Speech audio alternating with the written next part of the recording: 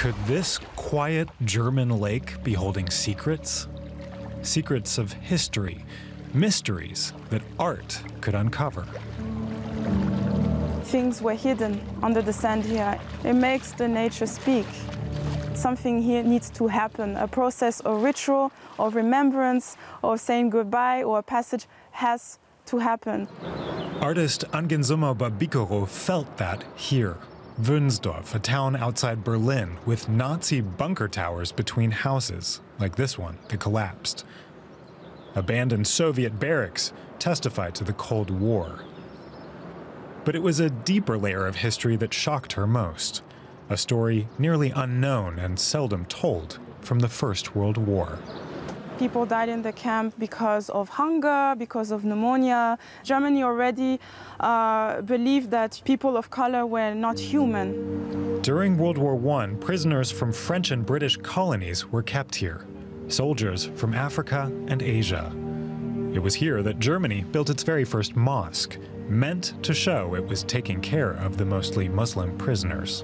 They were not actually praying inside of the mosque. It was too small for the amount of soldiers that were here, which was up to 9,000. But actually, the soldiers were praying on the fields, on the outskirts, with guns on their head. A century later, Mba Bikoro found the space is now a camp for asylum seekers. Where the mosque stood is now a parking lot.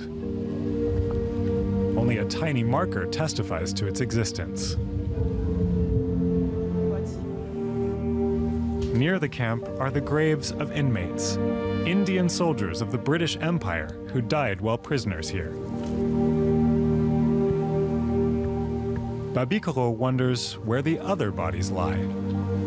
There is not a trace of African soldiers here that are buried.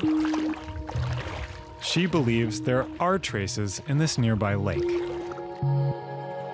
I wanted to come here and think about an underground museum or archaeology of water.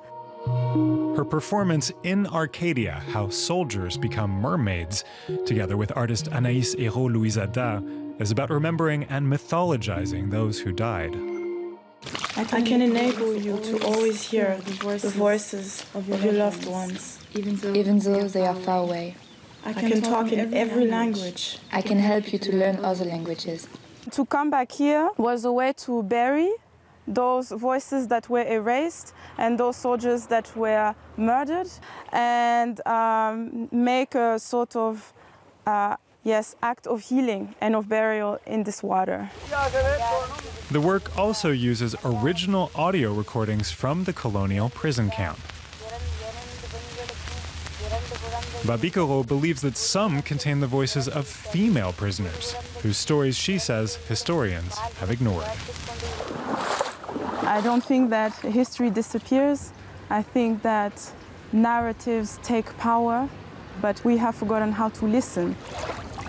She says it's up to the descendants of colonial victims to hear their ancestors' stories and bring them back to the surface.